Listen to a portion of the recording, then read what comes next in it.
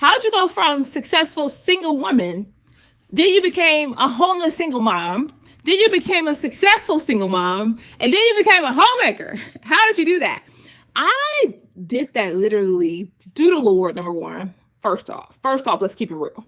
The Lord God Almighty, okay? Number two, I decided to come into agreement with what the Bible said about me versus how I felt versus about what other people may have thought. I decided that God would be true and everybody else would be a liar. I stopped watching the news, all this bad news. I stopped listening to gossipers and haters and complainers. I stopped complaining, justifying, and blaming. And I just said, Lord, whatever you have me to do, here I am. And if you want me, God, to love again, to build a business, to be a good mom, whatever you want me to do, Lord, I'll do it.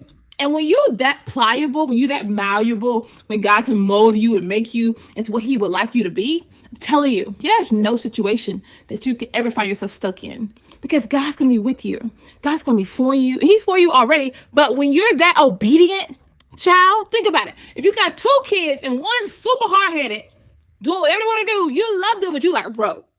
Then you got this other child over here that's super obedient, and they like, oh my God, I just want to please my mom. I just want to make her happy. And y'all know the firstborn and the secondborn and the thirdborn be a little different. And so which child are you?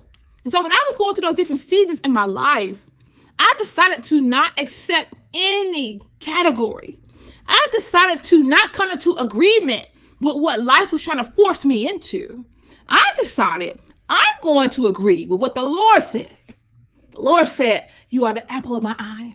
The Lord said, Faye, I ransom you from sin and death. I want you to follow me. Okay, Lord. The Lord said, Faye, I gave you a business mind to help people, to give strategy. You are a business midwife. Okay, that's where you got to be. Where you are like, God, whatever you say, I am here.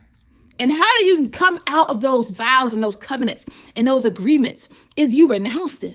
You say, God, I'm sorry for saying what I'm not going to do. I'm sorry, Lord, for making my own. Are you literally trying to protect yourself? But you put yourself into a box, into a cage, into a prison. And some of y'all, the biggest thing that helped me go from those different seasons of my life were, and I'm still building, don't get me wrong, we're still on the build, okay? Still on the build. The biggest key was forgiveness. I had to learn how to walk in faith and walk in forgiveness. Because a lot of times I'll take complete ownership of it, even if I did nothing. And you got to get to that point where you're like, you know what? I'm going to own this because I'm not going to allow anything or anyone or nothing to stop my destiny, block my blessing, or keep me from doing what God told me to do. And so I'm going to forgive quickly. I'm going to walk by faith.